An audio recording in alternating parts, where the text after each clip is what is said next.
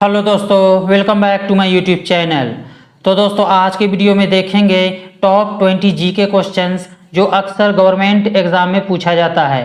दोस्तों अगर आप गवर्नमेंट एग्ज़ाम की तैयारी कर रहे हैं तो ये वीडियो आपके लिए खास होने वाली है। तो चलिए दोस्तों शुरू करते हैं। पहला सवाल दिया है, निम्नलिखित में से कौन सा क्षेत्र भारत में बचत के मामले में सबसे अधिक योगदान देता है? राइट आंसर है ऑप्शन डी, घरेलू क्षेत्र में। विश्व का सबसे बड़ा रेल नेटवर्क किस देश में है? राइट आंसर है ऑप्शन ए, संयुक्त राज्य अमेरिका में।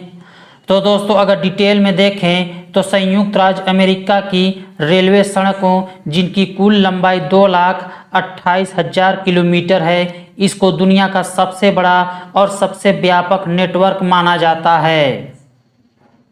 ब्रिटिश भारत में डुरंड रेखा की स्थापना या निर्धारण के समय इनमें से वायसराय कौन था? आंसर है ऑप्शन ए, लॉर्ड लैंसडाउन। तो दोस्तों अगर डिटेल में देखें तो 1839 ईस्वी में 1893 ईस्वी में लॉर्ड लैंसडाउन के समय में अफगानिस्तान के अमीर या शासक अब्दुल रहमान ने ब्रिटिश भारत के विदेश सचिव सर मोर्टिमर डुरंड की अध्यक्षता में एक मिशन को एक संयुक्त अफगान सीमा आयोग के रूप में क्षेत्रों का सीमांकन करने देना स्वीकार किया था। और वर्तमान में डुरंड रेखा जो है ये अफगानिस्तान और पाकिस्तान के बीच 2640 किलोमीटर जो 1640 मील होता है की एक सीमा है। मोहम्मद बिन तुगलक ने चांदी के सिक्के के स्थान पर इनमें से किस नामक तांबे का सिक्का जारी किया था? आंसर है ऑप्शन सी, जित्तल। तो दोस्तों अगर मोहम्मद बिन तुगलक के बारे में डिटेल में देखें तो मोहम्मद बिन तुगलक जो है ये गयासुद्दीन तुगलक का पुत्र था। उनका वास्तविक नाम उलू खान या फखरुद्दीन जौना या फिर जौना खान था। मोहम्मद बिन तुगलक ने भारत में तांबे की मुद्रा प्रणाली शुरू की थी। इब्न बतूता एक प्रसिद्ध मोरक्कन मुस्लिम विद्वान और यात्री था जो उसके यानी कि मोहम्मद बिन तुगलक के शासनकाल के दौरान भारत आया था। मोहम्मद बिन तुगलक ने 1326 ईस्वी में अपनी राजधानी दिल्ली से दौलताबाद ट्रांसफर कर दी थी। B.R. अम्बेडकर ने किस मौलिक अधिकार को भारतीय संविधान के हृदय और आत्मा के रूप में वर्णित किया था? राइट आंसर है ऑप्शन सी, संवैधानिक उपचारों का अधिकार।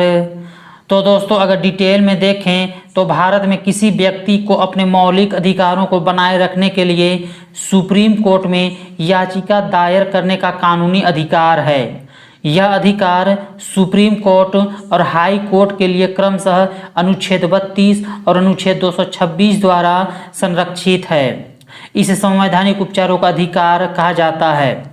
B.R. अम्बेडकर के अनुसार भारतीय संविधान का हृदय और आत्मा संवैधानिक उपचार का अधिकार है। मछली के हृदय में कितने कक्ष होते हैं? राइट आंसर है 2 कक्ष या फिर 2 चैम्बर्स। तो दोस्तों अगर डिटेल में देखें तो मछलियां जो है ये एनिमेलिया जगत के तहत संघ कॉर्डेटा से संबंधित होते हैं। ये जलीय कशेरुकी होते हैं और इनमें श्वसन के लिए क्लोम होते हैं। इनमें 2 कक्षीय हृदय होता है जिसमें एक अलिंद और एक निलय होता है। वह स्थिति जिसमें बाजार की आपूर्ति बाजार की मांग से मेल खाती है। आंसर है ऑप्शन सी, संतुलन। भक्ति आंदोलन में शैववाद को क्या कहा जाता है? आंसर है ऑप्शन ए, नैनार। भारत का सबसे बड़ा सार्वजनिक क्षेत्र का बैंक इनमें से कौन सा है? आंसर है ऑप्शन सी, भारतीय स्टेट बैंक। तो दोस्तों अगर डिटेल में देखें तो स्टेट बैंक ऑफ इंडिया की शुरुआत 2 जून 1806 को कलकत्ता में बैंक ऑफ कलकत्ता की स्थापना के साथ हुई थी। 3 साल बाद इसका नाम बदलकर बैंक ऑफ बंगाल कर दिया गया था। बैंक ऑफ बॉम्बे जिसकी स्थापना 15 अप्रैल 1840 को हुई थी और बैंक ऑफ मद्रास जिसकी स्थापना 1 जुलाई 1843 को हुई थी, इन दोनों ने बैंक ऑफ बंगाल का अनुसरण कर लिया था। इन तीनों बैंकों को 27 जनवरी 1921 को इंपीरियल बैंक ऑफ इंडिया के रूप में मिला दिया गया था। बाद में भारत सरकार ने 1955 ईस्वी में इंपीरियल बैंक ऑफ इंडिया का राष्ट्रीयकरण कर लिया, जिसमें भारतीय रिजर्व बैंक यानी कि आरबीआई ने 60% हिस्सेदारी ली और नाम बदलकर एसबीआई यानी कि स्टेट बैंक ऑफ इंडिया कर दिया गया। भारत छोड़ो आंदोलन के दौरान बॉम्बे के ग्वालियर टैंक मैदान में भारतीय राष्ट्रीय कांग्रेस का झंडा फहराने के लिए इनमें से किसे जाना जाता था? आंसर है ऑप्शन बी, अरुणा आसफ अली जी को। तो दोस्तों अगर डिटेल में देखें तो अरुणा आसफ अली को स्वतंत्रता आंदोलन के ग्रैंड ओल्ड लेडी के रूप में जाना जाता है। 1958 ईस्वी में वह दिल्ली की पहली मेयर भी बनी थी। वह भारत छोड़ो आंदोलन के दौरान मुंबई के ग्वालियर टैंक मैदान में भारतीय ध्वज फहराने के लिए जानी जाती हैं। निम्नलिखित में से कौन सा अनियत तापी जीव है?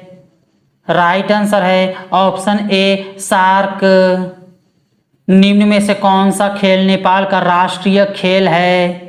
आंसर है ऑप्शन सी, वॉलीबॉल।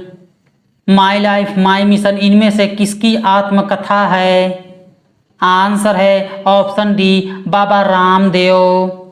तो दोस्तों अगर डिटेल में देखें तो माई life my mission yoga guru Swami Ramdev की एक आत्मकथा है, जिन्होंने वरिष्ठ पत्रकार उदय माहुरकर के साथ यह पुस्तक लिखी थी। पुस्तक में स्वामी रामदेव के जीवन का वर्णन किया गया है।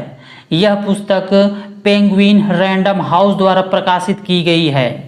उनका जन्म यानी कि स्वामी रामदेव का जन्म 25 दिसंबर 1965 को महेंद्रगढ़ हरियाणा में हुआ था। उन्होंने अपनी शुरुआती पढ़ाई कलवा गुरुकुल से की थी। उन्होंने 1995 में दिव्य योग मंदिर ट्रस्ट की स्थापना भी की थी। जब एसिटिक अम्ल सोडियम हाइड्रोजन कार्बोनेट के साथ अभिक्रिया करता है तो इनमें से क्या निकलता है?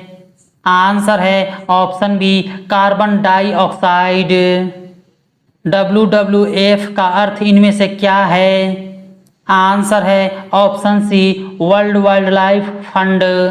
तो दोस्तों अगर डिटेल में देखें तो वर्ल्ड वाइल्ड लाइफ फंड 1961 में स्थापित एक अंतर्राष्ट्रीय गैर सरकारी संगठन है और इसका मुख्यालय स्विट्जरलैंड के ग्लैंड में स्थित है। इसका उद्देश्य पर्यावरण पर मानव प्रभाव को संरक्षित और कम करना है।